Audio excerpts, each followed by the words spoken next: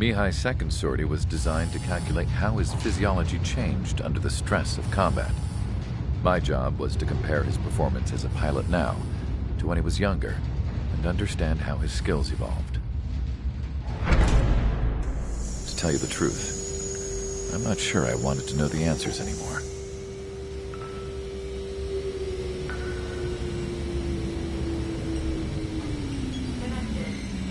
For a man his age, Mihai's body was unbelievably resilient, remarkably flexible.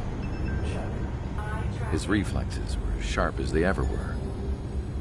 Still, after all those years of flying in the outer layers of the atmosphere, even someone as strong as Mihai wasn't immune to the effects of the strain. The human body is fragile. It was not meant to handle the excessive amounts of radiation that constantly bombarded the stratosphere. For Mihai's second sortie, we used a flight suit that was still untested. He seemed fine on takeoff, but by the time he landed back at the base, it was clearly a mess. He got caught in a surprise dogfight with an especially stubborn enemy. It took a while for Mihai to bring him down. Suspend mission. The suit was ineffective. According to the data, it wouldn't let him fly to his full potential. A new flight suit was made to my exact specifications. When it finally arrived, Mihai's granddaughters glared at me with their disapproval. They blamed me for the pain their grandfather had to keep enduring. But Mihai remained stoic. He wasn't the type of man who cared about anything that happened here on the ground. I wasn't worried about it. I was confident the new suit would protect him thoroughly so that he could maneuver his plane any way he wanted. The moment he took off in his new flight suit, I realized what I had failed to before. Right after takeoff, as the wheels retracted, the plane suddenly arced up. It accelerated so quickly. I had never seen a plane move like that before. Mihai hit the high G's multiple times before disappearing into the blue. The support team couldn't even keep up. And then I knew. I understood why he never seemed to care about restoring his stolen country back to its former glory, and why he didn't seem to care about anything that happened here on the ground. Of course, Mihai's kingdom was the sky.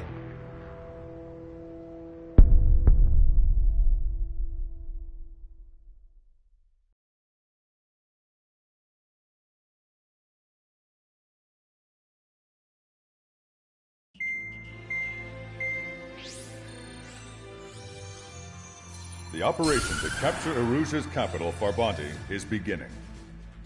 This is the culmination of our work. We need to capture the Erusian forces' general headquarters in the south of Farbanti and end this war.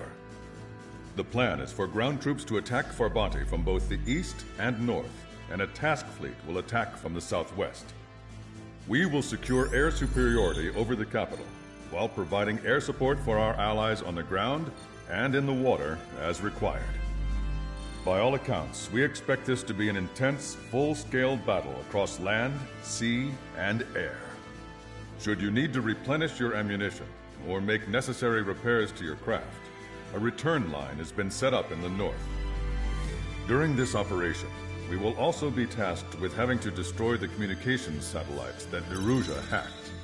If we take down the information communication system that we believe they have control over, it should plunge Erusia into chaos. Once the capital falls, the Erusian military will be isolated and thrown into chaos, making it easier for us to end the war. However, that can't happen until after the capital falls, so you guys are the stars of this battle. Erusia will fight like a tiger, but we cannot lose. We must seize the capital and end this war.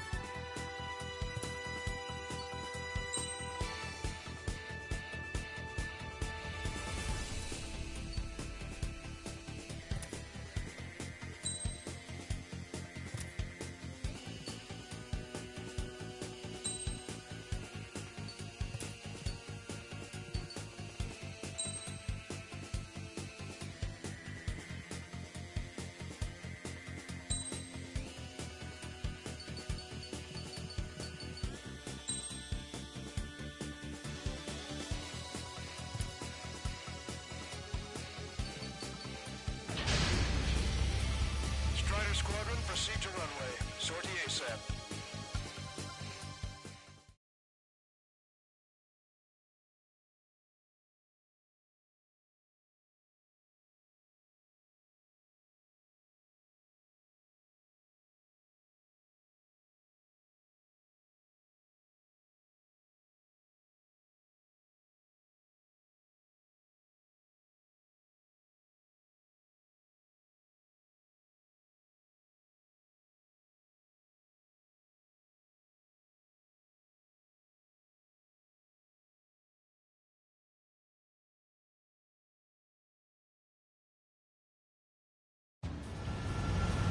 Troops have engaged the Farbanti reconstruction park, Silver Bridge, and the submerged area. We need you to help our boys in those 3 locations. This will end the war. It's time. Commence the operation. Our friends are waiting. Lately, as your company commander, I felt some of you young bucks coming after my championship belt.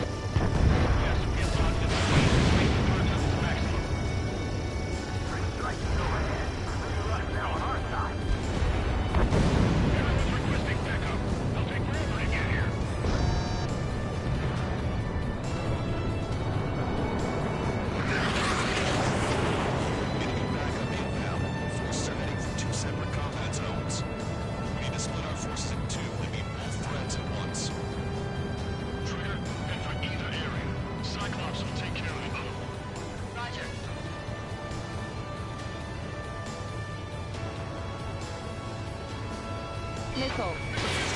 Missile. Missile.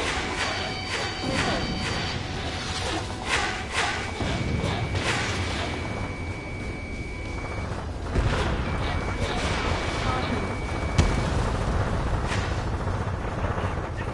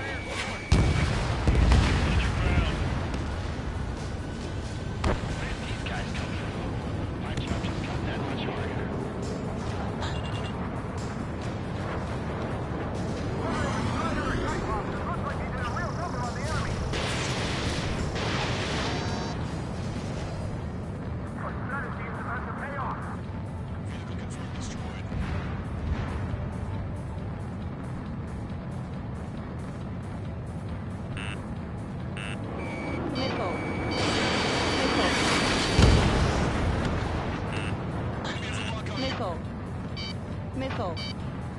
Missile. Missile. Missile. Missile.